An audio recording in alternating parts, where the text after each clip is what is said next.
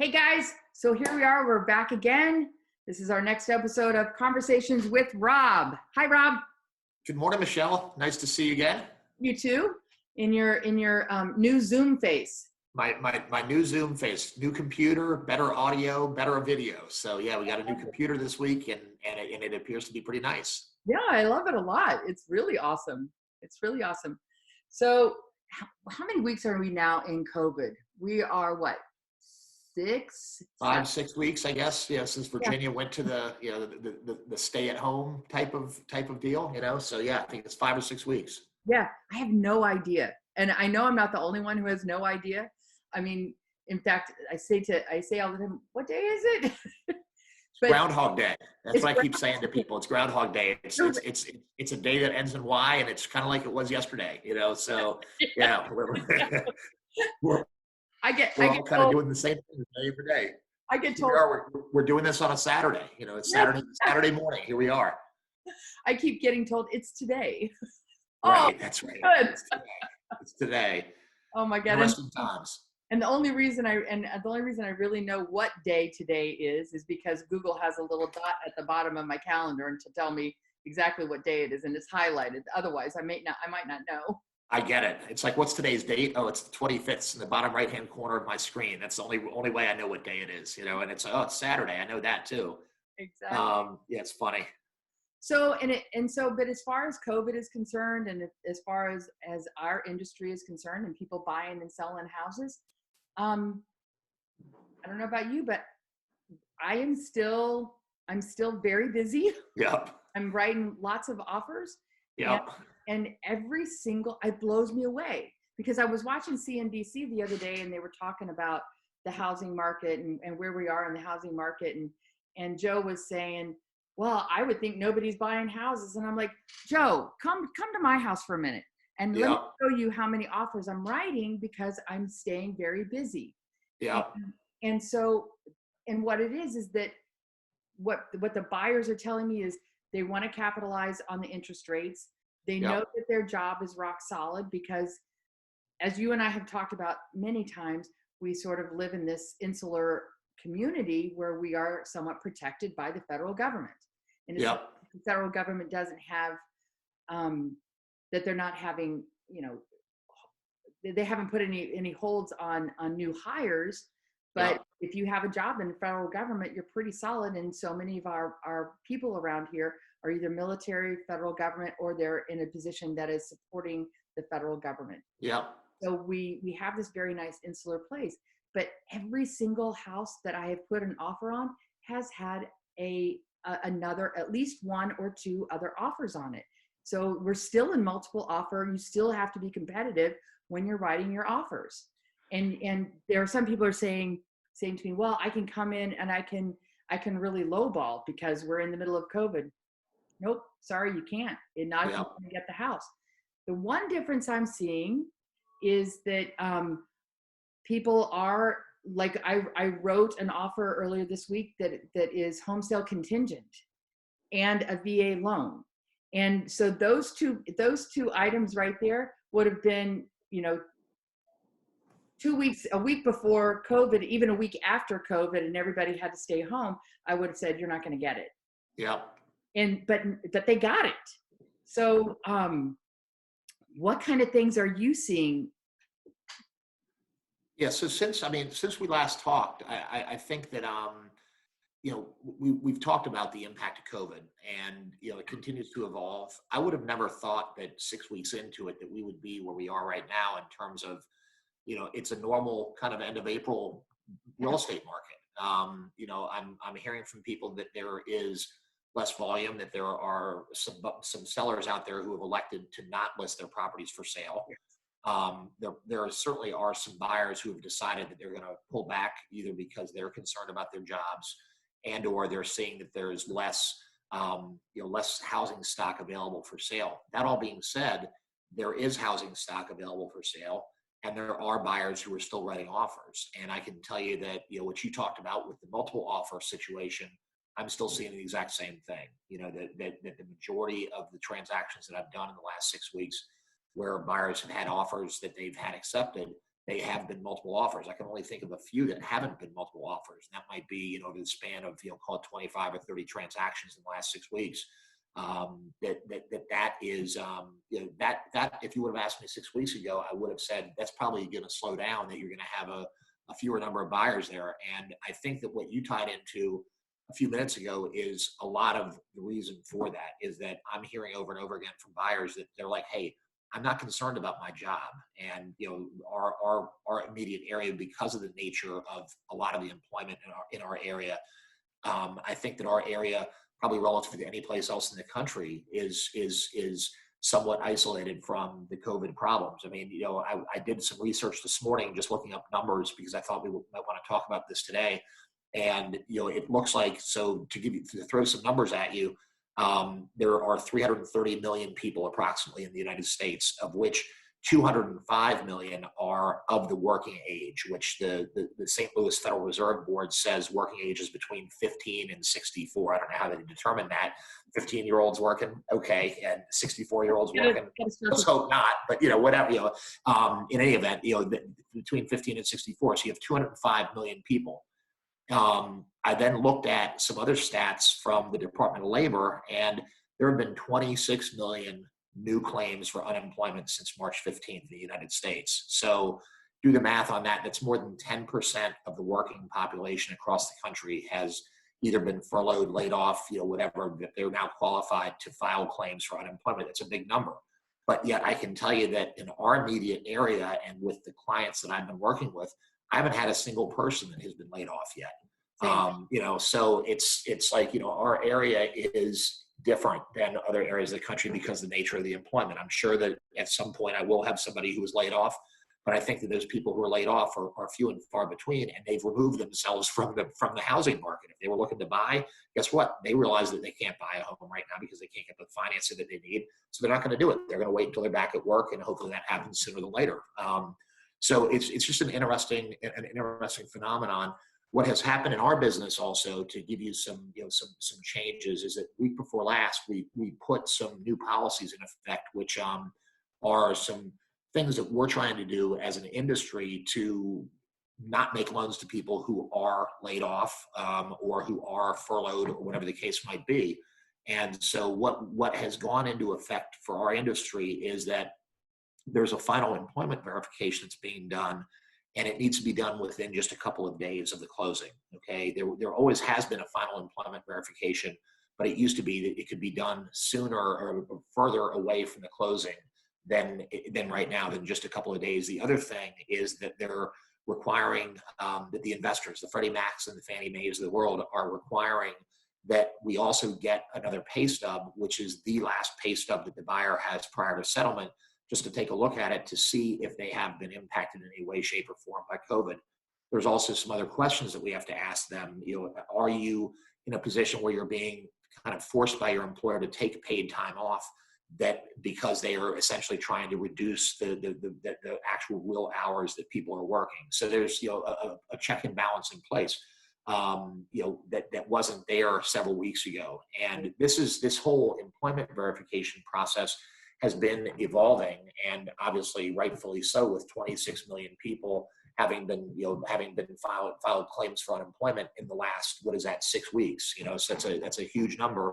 And so as a result, we as an industry have kind of moved through and made a number of changes, where that's the most recent change went into effect several weeks ago. So it's it just is one more hurdle to jump over with the mortgage financing process.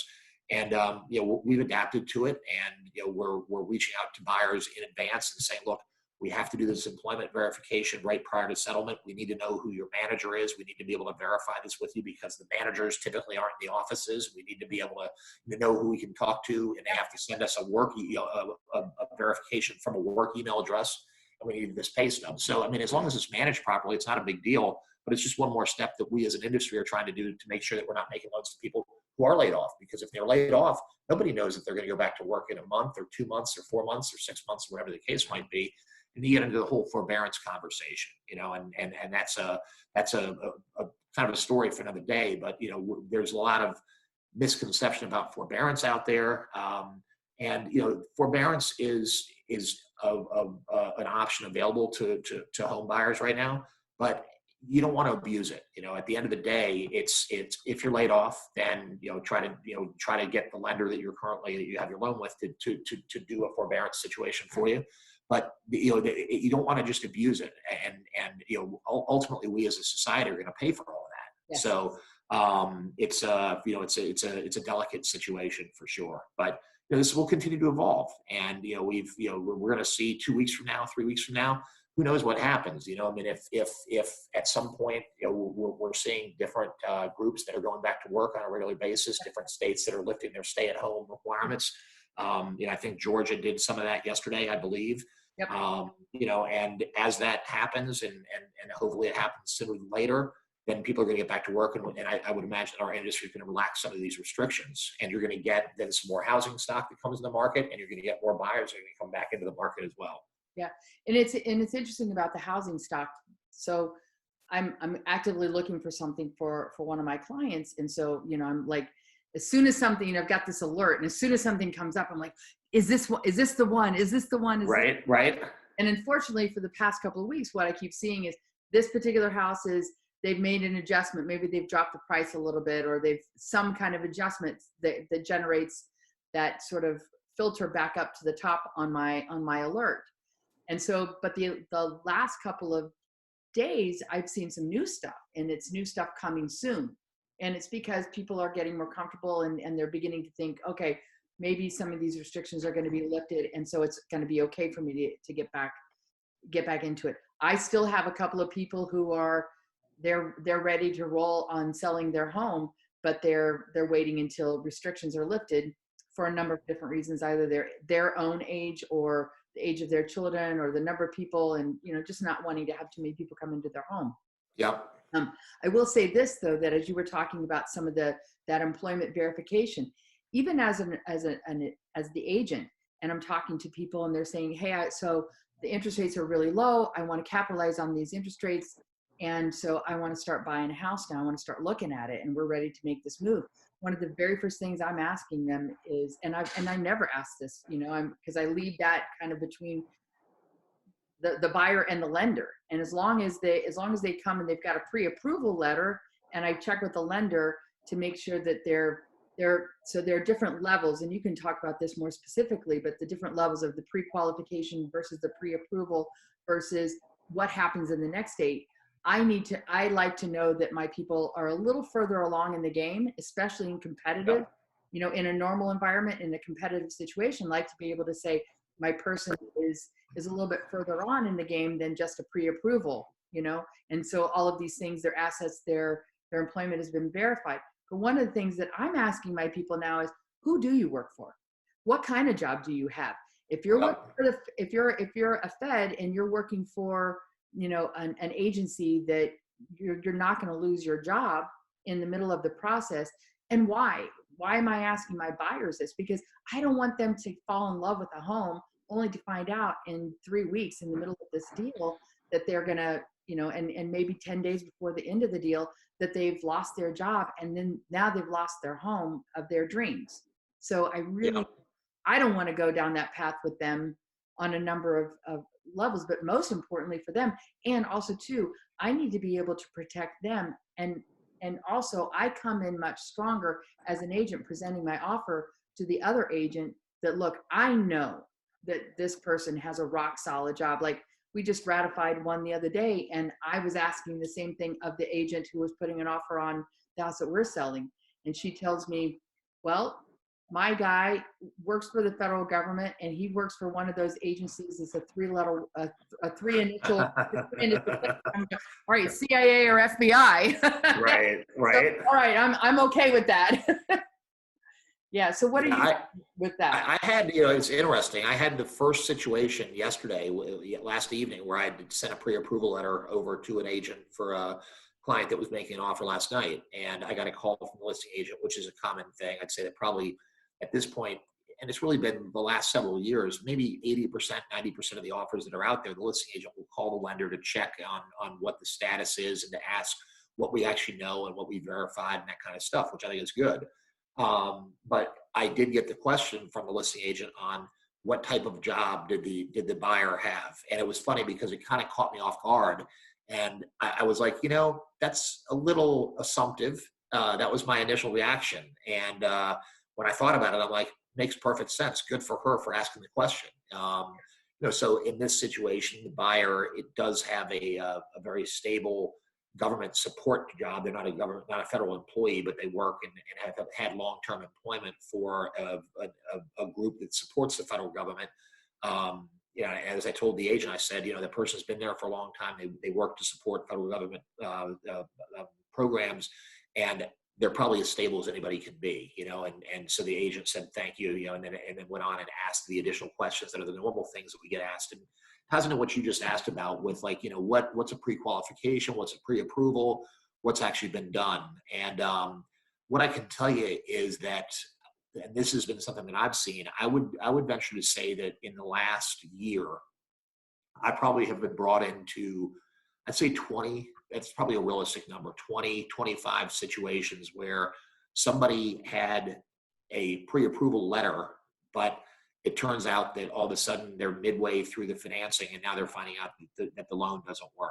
And I can tell you that what has happened is that our industry has gone to where we collect data electronically. It's obviously more efficient, and most industries, when they can, are going to collect data electronically. And what ends up happening is that certain lenders will issue a pre-approval letter just based on data that the buyer inputs into a system. And I'll give you an example, and this is just one example of many that where this could be where this could be a problem. You've got somebody who has a base salary of $50,000 a year, and they make $50,000 a year in commission. So when they input their data into that system, they input $50,000 of base income, $50,000 of commission. We then dive into it later, and we'll talk about when that later should be and what it is at other times. But we dive into the data and realize that they've only been earning the commission for the last 6 months or for the last year. Well, our industry, as you know, and I don't know many people watching this, whether they realize this or not, but if you're earning any sort of variable compensation, you have to show a 2-year record of receiving that variable compensation in order for it to be usable. Well, the buyer didn't realize that they were doing anything incorrect. And so if they input the data into the system, but nobody goes and looks at it and talks to the buyer about it, then at that point, a pre-approval gets generated automatically. They make an offer on a home, they get an offer accepted, and then at that point, the lender says, hey, I need your tax returns. And they get the tax returns and go, there was no commission this person earned last year. Oh, I just started earning it, late last year or early this year, whatever. I don't have a 2-year history. Okay, the loan doesn't work. The loan was doomed from the start, but nobody took the right approach to it to ask the buyer the questions. So, it's something where it's incumbent upon us to make sure that we review information and make sure that we know what the guidelines are, and make sure that in situations where somebody may have some variable compensation, we ask them for the information up front. So one of the big questions that I get from agents, that are listing agents, is what have you seen? And so somebody who works for the federal government who has a salary of $106,489 per year, do I need their pay stub and their W-2 to document that if they've been working at the federal government for 15 years? Not really. I mean, I'm going to get a pay stub. It's going to show they make $106,000 a year. That's easy. But, there's certain jobs where after you've been doing this for a while, you kind of recognize, hey, this person might have variable comp. Do I need to get tax returns? Do I need to talk to them in greater detail about this? And that's one of the things that I always talk to the listing agent about is, hey, this is what the situation is. And then here's what I have seen. I've seen the credit report, I've seen the tax return, I've seen the W-2s, I've seen whatever I needed to see to try to sell them on the deal, because we all know that the majority of the contracts that have been going through the system in the last several years have been multiple offers. And if I can talk to the listing agent about the situation and give them the assurances that they want to have, so that they know that this deal is not going to fall apart, be one of those 20 or 25 deals I was telling you about, then that's a good thing. And it'll help to sell them on the fact that, hey, we want to play ball with these guys instead of somebody else, maybe hasn't gotten as much of their information verified. So, you have pre-qualification, which is really, it's worthless. I mean, basically there's no real reason to do a pre-qualification. The real estate community is not going to accept a pre-qualification. No. A pre-approval is kind of the minimum standard, but then it's pre-approval with what information? Do you have tax returns? Do you have pay stubs? Do you have bank statements? Do you have those kind of things? So what I'm doing is I'm trying to ask each buyer to, and it's very easy for them to do with our system, to be able to upload information into it where I can then view it.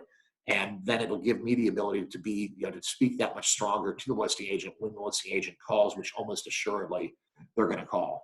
So I think, one of the things that people need to realize is that if you are working with somebody where there's not a live person like me or like so many of us that do what I do, who's involved, that you're going to handicap yourself in making an offer. Because if the listing agent almost assuredly is going to call the lender, if the lender is not a live person, if the lender is one of these huge lenders, we're working out of a call center someplace, number one, you're not going to be able to reach the person whose name is on the letter on a Saturday or a Sunday or after hours or whatever.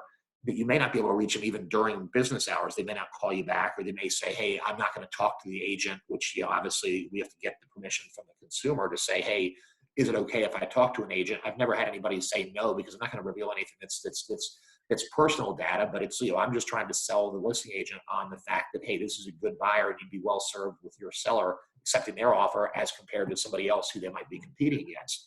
And then it's the other piece of it is getting the data from them so that I can then speak that much more strongly to the listing agent and say, look, this is what I have reviewed, and I've verified that they already have all their funds. I've verified what their income is, and obviously I have a credit report. At that point, it's just a matter of I need a contract and potentially an appraisal on the property, and we're good. Yep. So, yeah, I think that it's absolutely imperative that you come armed with the best possible offer, because I can tell you that without question, I've run into situations where I'll get a call from a listing agent and we'll talk about it, and maybe somebody who I know, and they'll say, hey, you know what? I have two similar offers. I can talk to you and you've given me confidence, whereas the other one is one where I can't talk to the person. They're not telling me what I need to know about the buyer. And guess what? They're going to go with the offer that is the one where I've done the pre-approval letter for them. And it's just more of a sure bet. And who wouldn't want to take a sure bet or more of a sure bet transaction when you have two very, very similar offers? Yep. And I think you nailed it right there. It's having that confidence. I mean, it's the same thing that we talk about all the time of working with someone who you trust and have confidence in. Yep. And I know for me, for example, I did a deal the other night, and in that deal, I wasn't able to call it came in very late, and we were pressed up against a very, very, very tight timeline. And I know I was able to call you when I found out that the lender on the other side, I mean, it was like 11 o'clock at night. I can't call that lender and say, dude, can you verify this guy? Right. But when I found out that he worked for your company, I sent you a text, you know this guy? Yeah. And you trust him? Yes. I know I trust you implicitly. And yep. It's because, and also too, because I know the way you work, and I know how deep you go into those loans before you issue that pre-approval letter. And yep. So, yeah, it made all the difference in the world. And then the next day, of course, we found out a little bit more detail, but then I felt even that much more confident in the fact that we ratified on that particular loan, because what I was looking for in that particular situation, and people don't understand sometimes what we're looking at. So my guy wants to buy a house, but he has to sell his house first. But the people he's buying from, guess what? They have to sell their house before they can buy their new house. And the other people who are selling their house, they're waiting to buy this house based on, so it's like this whole domino effect. Right. I wanted to be the last one. I wanted to make sure nothing is going to happen in my part of the deal, because yep. it goes back to that confidence building. I needed to be confident that the lender was going to get everything done. And knowing that there was somebody in the game who you knew and trusted gave me the confidence to be able to go back to my listing agent on the other side in the deal we're trying to buy and say, look, we're golden here. I know all these players. It's just interesting. Difference. But we did the same thing. I mean, I was asking, I'm calling them up saying, hey, where do they work? How much do they make? Right. how strong is their employment? Is there any chance that this guy's going to lose a job in 6 weeks? Yeah, yeah. It's just interesting to hear you say it when, so you're on this side, this is your listing. And, obviously, I know this transaction, we talked about this. But it's interesting to hear you say exactly what I hear from listing agents every day. When you're a listing agent, this is what you want. You want the confidence that this person is going to be able to make it to the finish line. You as the listing agent, in order to do your job to the best of your ability, you're going to use whatever resources you legally can and that you have available to you to try to make a determination as far as, is this offer better than another offer? And so, it was dumb luck that, that we had, that the lender happened to be somebody that works for our company, somebody that I know really well, somebody who I know is diligent. And, certainly I'm going to say, yeah, this person, is good and solid and you really don't have anything to worry about. But, if it would have been another offer, with a different offer with a different lender, I mean, at that point, you're looking for the assurance from somebody, whether it be from another lender, whether it be from that lender, whether it be, you're going to utilize whatever tools you have available to you. I get asked all the time when it's a multiple offer situation. I'll have agents occasionally say to me, hey, here's the 4 offers. Can I send you the pre-approval letters? Can you tell me what you know about this situation based on what you're reading? And it's like, it's people are going to utilize whatever tools they have. And again, it comes back to what we were talking about before, which is when you look at an offer and you're in a multiple offer situation, which is the norm and it has been for a long time, it's not always the offer that's at the highest price that wins. It's going to be one that's a good offer, but it's the other intangibles. And it's, what we talked about, what I mentioned a few minutes ago very often, which is it's the agent's confidence level in the ability to get the loan to the finish line, and so there's a situation I was involved in this week where the agent called me and the listing agent called me and said, hey, I'm doing my due diligence. I said, yeah, no problem. I've never talked to her before. And, she goes on to tell me that they have another offer, but that that buyer has not yet seen the property, and so she says to me, she says, oh, well, that makes me a little bit nervous. And I'm like, it would make me a little bit nervous also, and she's like, I like your buyers. Are they solid? They've already seen the property. The agent who was the sales agent, she had a good dialogue with, and and it ended up working out. So, it's a matter of getting the confidence of the listing agent, however you can do it, right? And I think the communication is absolutely paramount to make that happen. Well, and I want to go back to that conversation of confidence.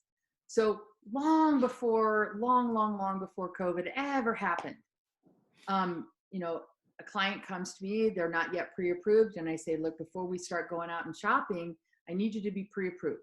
Couple of reasons. One, we need to know what budget we're really looking at. Yep. 2, you need to know, you need to be clear and understand as part of the education of the buying process. These people don't buy homes every single day.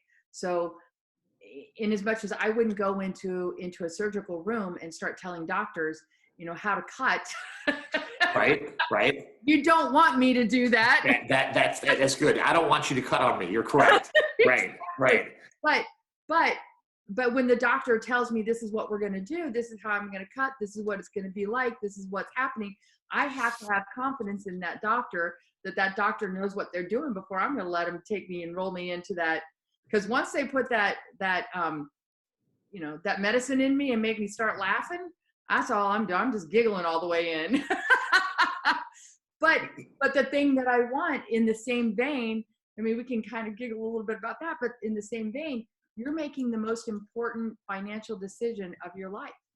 And so I want that buyer to talk to you, to talk to the lender and say, hey, I want to feel confident on what I'm doing. And so what I've loved about you is when people get that on that phone with you and they're talking to you, I can't tell you how many of my clients come back to me and say, man, I feel really, really, really confident about what I'm doing, about what is needed to make this process go along smoothly, and that he knows what he's doing. And I'm like, that's 30 years of experience right there.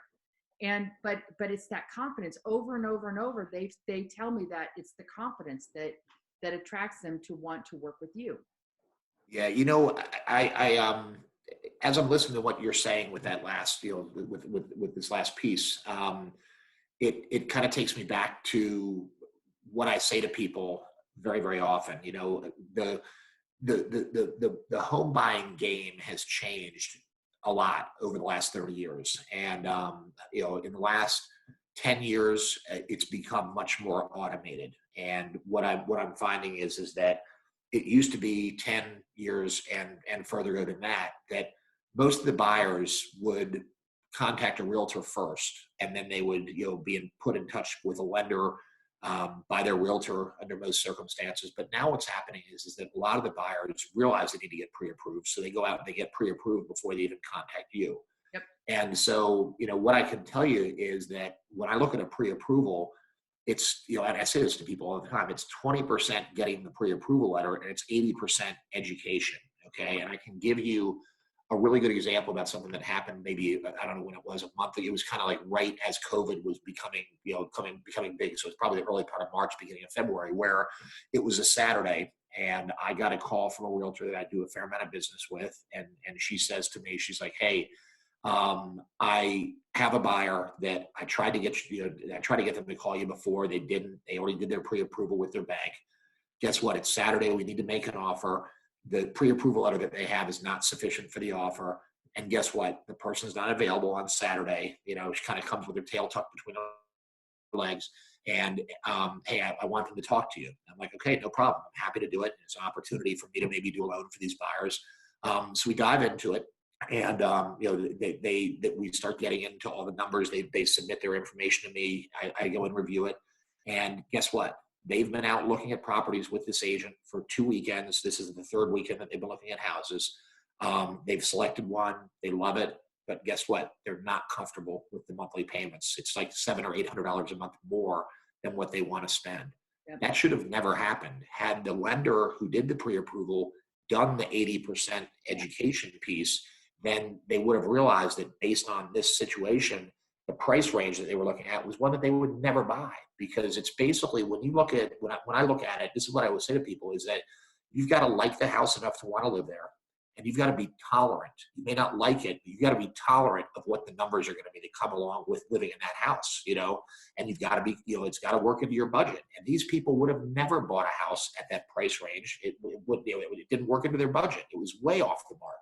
And, they could qualify for it, and they were qualified to buy it, but they had no intention on ever buying it. That should never, ever, ever happen. And the only time that happens is when the buyer goes out, gets the pre-approval in an automated fashion.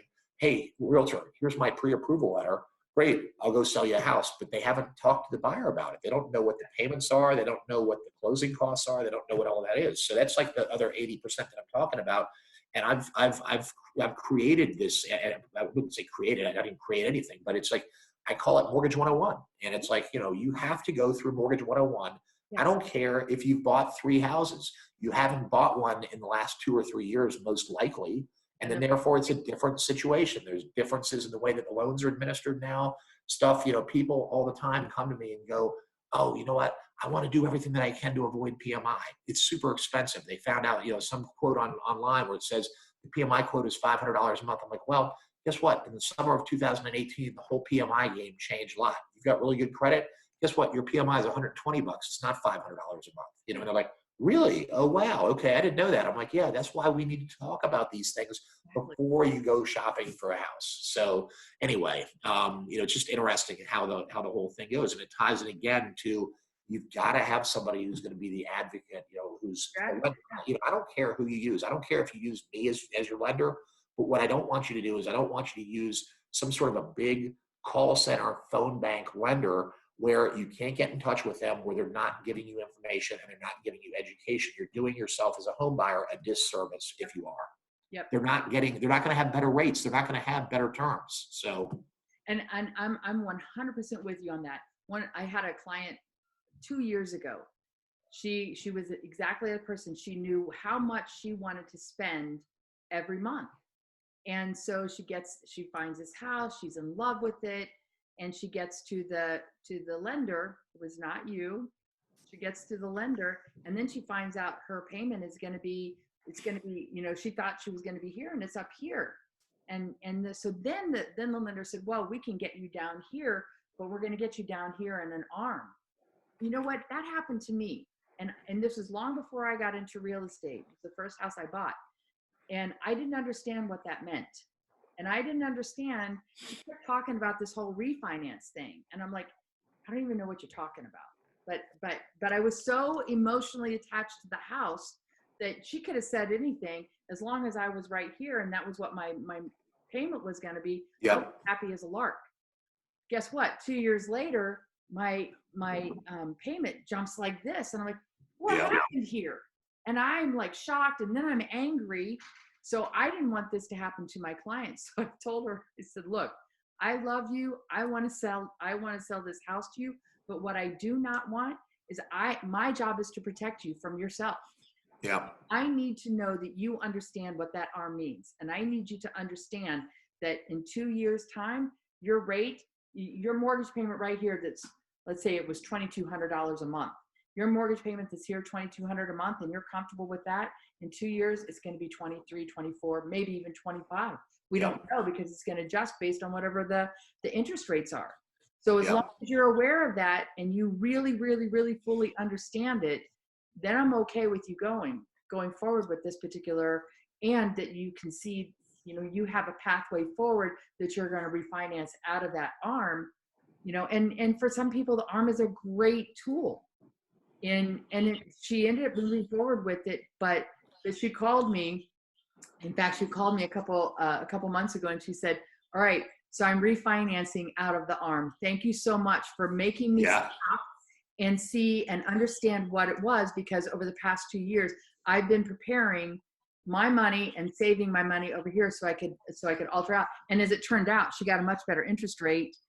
Now, right.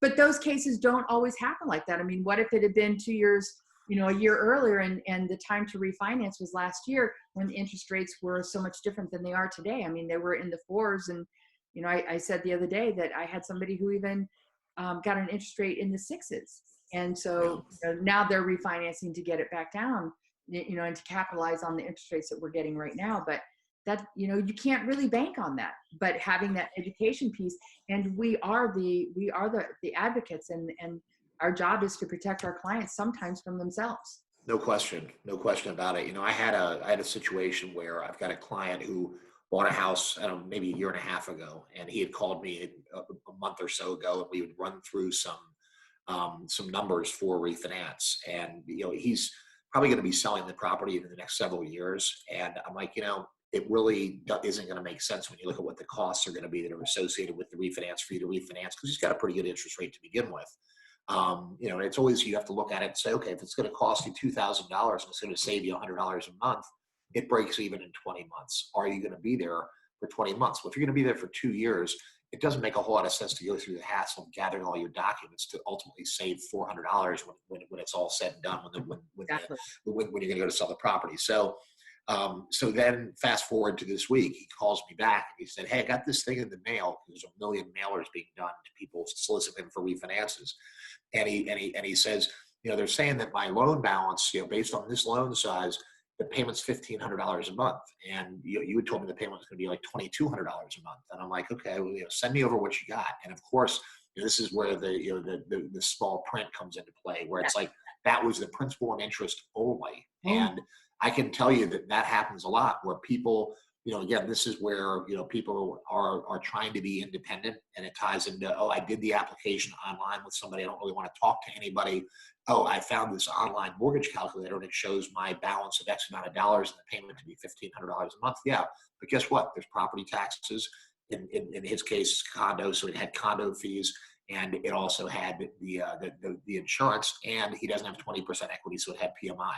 So it's like, okay, you add these numbers back in, it's the same number I told you last month. It doesn't make sense to refinance, and so it's just funny. But that whole process, it kind of ties into something that you said a little bit ago, where it's like, people look at stuff online, They try to do it themselves, and then they realize, oh, geez, guess what? The payment I thought was going to be $1,500 ends up being $2,200. I'm comfortable with 15. I'm not comfortable with 22. And who knows, that buyer that I was talking about, back in the early part of March, end of February. I don't know what they had done.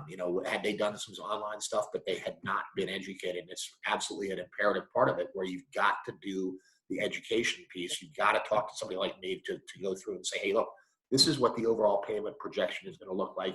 This is what the overall cash to close is going to look like. I hear from people all the time, hey, I'm buying a house for $500,000. Okay, how much are you going to put down? I'm going to put down $50,000. I'm like, okay, that's great. Guess what? You're going to need $65,000 to buy that house. I only have $50,000. I'm like, okay, well, you're not doing a 10% down payment, because you've got to have the money to cover the closing costs also. So it's a big deal. I mean, you look at closing costs in Virginia, they're going to run about 2.5% of the purchase price. 2.5% doesn't sound like a whole lot, but when you start looking at $400,000, $500,000, $600,000, $700,000 houses, it's $10,000, $15,000, $20,000. So On top of the down payment. Right, on top of the down payment, correct, right. And that's one of the things that people are again, a lot of the time underprepared for. And they won't be underprepared for it if they have that conversation with a lender and make sure that they get the facts and figures. They have to do it. I mean, it just is, I think it's a really, really important part of the process. I do too. And I do think it's pretty funny. I mean, I'm a big advocate of automated stuff, but I'm a really big advocate for it. However, there are just some things in life you have to talk to another human being. Absolutely. You need someone who's rolling along with you in this process and holding your hand along the way. It's not that you're not smart, but you just need someone to roll along with you and make sure you're hitting all the important steps, and that you're having someone who's educating you on something that, again, I'm not going to go into the surgical room and start cutting on you because I don't have that education. And right. and if you're a spy, I'm not going to tell you I love spies. Right. I think everybody around here is a spy now, because I've been watching too much Netflix. But you watch one or two episodes of The Americans, and you think everybody is a spy. It's funny because in talking to everybody now, everybody's talking about Netflix, right? And because everybody's at home, right? And it's like, I've been turned on to a couple of series, and the one that I'm into right now is Ozark, and it is. Oh, that's the best. I love it. I love it. We're in season 2. I love it. So. Yeah. I think we're on episode 3, season 2, and it's got twists and turns. And I was talking to a friend last night who's watched all 3 seasons of it, and he said he's like, wait until you get to season 3. He said, you think it's full of twists and turns now? He's like, wait until then. I can't wait. I said to my wife this morning, I'm like, I want to watch this thing. I'd like to do a marathon of this, like tomorrow if it's rainy or whatever. We'll do a 4 or 5 episode marathon. Have lunch together or whatever. So it's just funny. It's a great one. We started watching that when my mom grew up in the Ozarks. Oh, really? That's cool. I'm like looking at them, all right, are they going to show Bagnell Dam, which is where, my mom used to play over there. But anyway, no, it's really, really, really cool. Really cool. It's a great one. Fantastic. Yeah.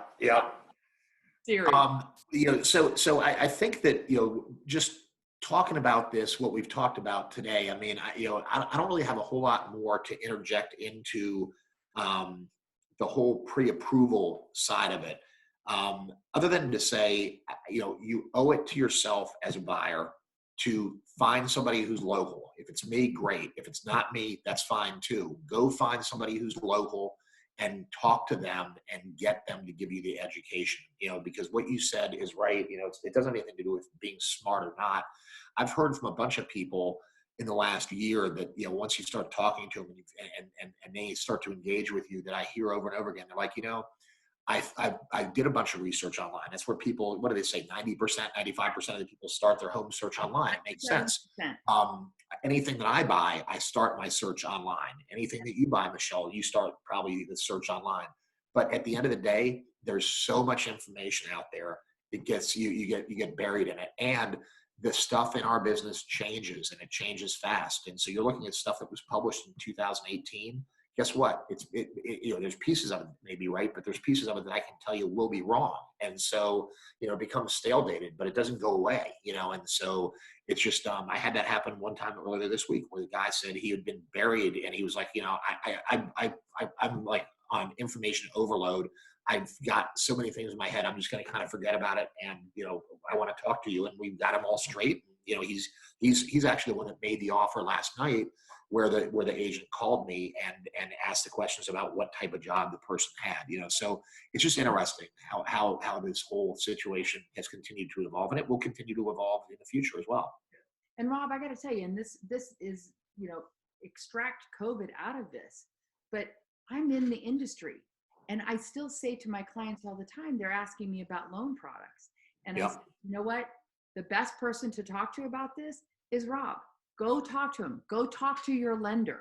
Yeah. Your lender specifically. And the reason is because the products change so rapidly that I can't possibly stay up on all of them. And I'm listening to you every week when we do our sales meeting. I'm hearing all the products, but I can't. I mean, what you tell me today could change tomorrow. And I want that client to have the most up-to-date information from the actual source. I'm really great at helping you put together a deal and making that deal come through and connecting you with the right people to make sure the deal goes through.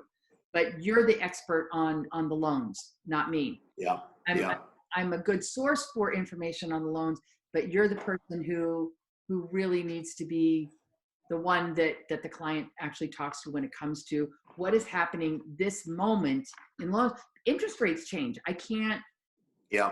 I'm not as up to date on the interest rates as you are, because as we have seen, as COVID has happened, they started here at 9:00 in the morning and they ended up here at 4:00. Yeah. So, yeah. And there have been, there's relationships that have been out there for periods of time where it's like, you compare a VA loan to an FHA loan, or a VA to a conventional, or whatever it might be. The FHA and the conventional probably being the two situations where people are trying to figure it out and figure out what the better option is for them. And, there's this whole question about, like, what kind of credit score do you have? And if you've got a real high credit score, most likely the conventional loan is going to end up yielding a lower overall payment. If you've got a lower credit score, the FHA loan is going to most likely offer an overall lower monthly payment. But at the end of the day, you can look at it and say the relationship between a conventional rate and an FHA rate has a certain margin under normal circumstances. Well, guess what?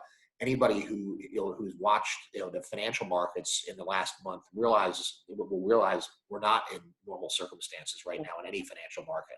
And so those relationships that were in fact in place in January or February are different right now.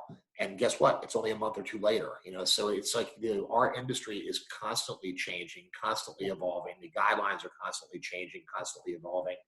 I mentioned about this whole big deal with PMI that happened 2 summers ago. I can tell you that almost a week, never goes by where I don't have somebody who thinks that the PMI payment they're going to pay is going to end up being, way up here. Yeah, and it ends up, I tell them what the PMI payment is going to be, and they're like, "Really? That's it?" And it's like, "Yeah, that's it." And it's just, I'm like, they obviously been researching online and seen information, but it might have been from 2017, or it might be. So it's just interesting how it all works.